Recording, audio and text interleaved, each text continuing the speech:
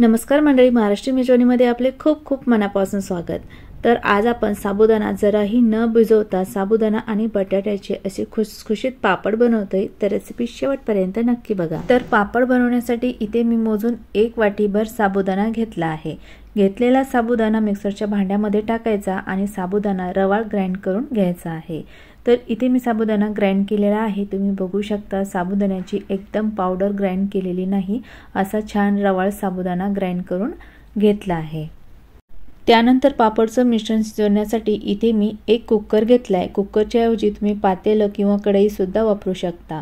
Grind केलेला साबुदाणा आता कुकरमध्ये टाकून घेतलेला आहे आणि आपण ज्या वाटीने साबुदाणा घेतला आहे त्याच वाटीने बरोबर मोजून आपल्याला या कुकरमध्ये 9 वाट्या पाणी टाकून घ्यायचं आहे।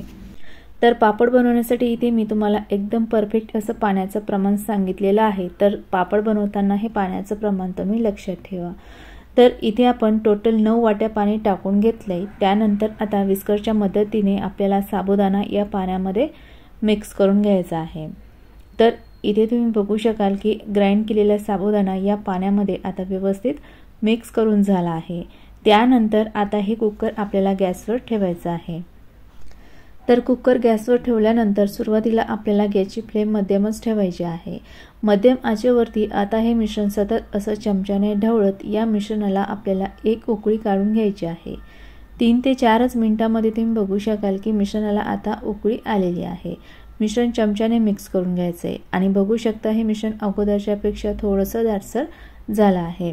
तर आता हे साबुदाण्याचं मिश्रण आपल्याला 2 ते 3 मिनिटं असंच मध्यम आचेवरती शिजत ठेवायचं आहे। मध्ये मध्ये फक्त आपल्याला या मिश्रणाला असं मिक्स करत राहायचं आहे।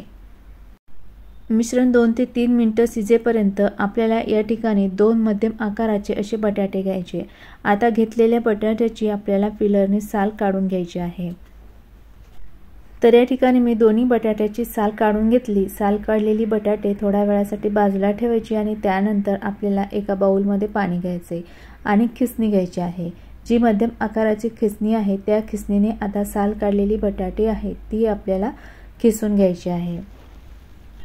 तर या ठिकाणी आता घेतलेली दोन्ही बटाटे सुद्धा मी खिसून घेतली आहे।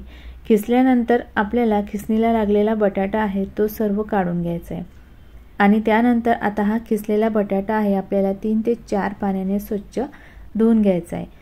तर या ठिकाणी बटाट्याचा खिस मी आता धुवून घेतलाय आणि त्यानंतर आपल्या मिश्रणाला सुद्धा 3 ते 4 मिनिटं शिजून झाले आहे आणि बघू शकता मिश्रण थोडंसं ट्रान्सपरंट झालं आहे।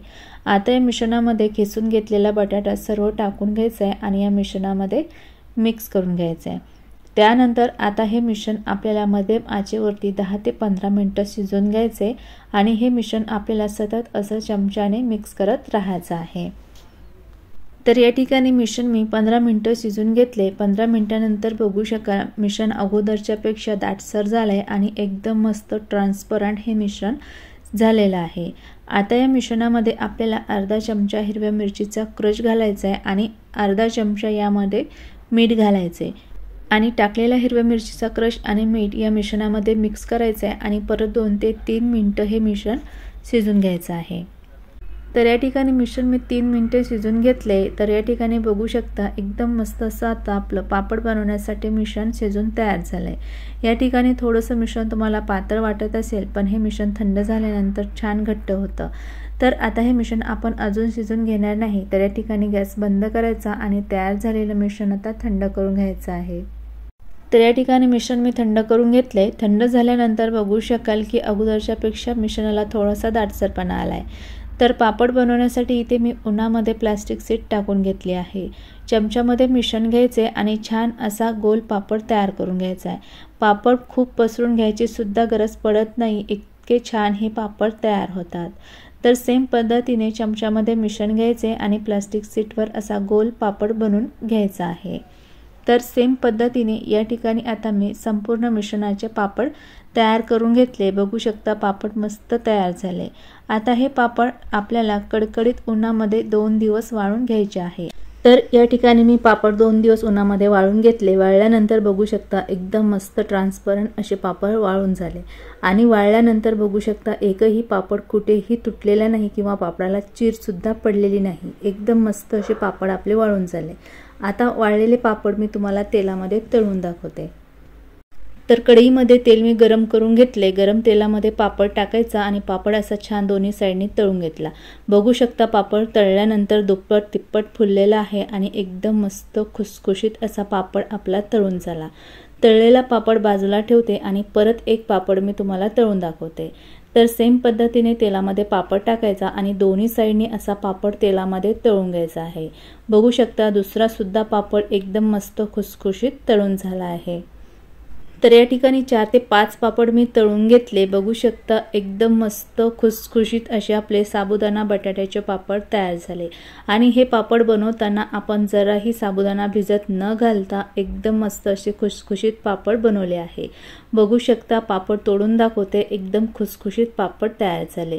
तर रेसिपी नक्की ट्राय करा आणि रेसिपी आवडली असेल तर या रेसिपीला लाईक करा आणि तुम्ही अजूनही माझ्या चॅनलला सबस्क्राइब केलं नसेल तर प्लीज सबस्क्राइब करा। परत भेटूयात पुढच्या व्हिडिओमध्ये, तोपर्यंत बाय बाय, टेक केअर।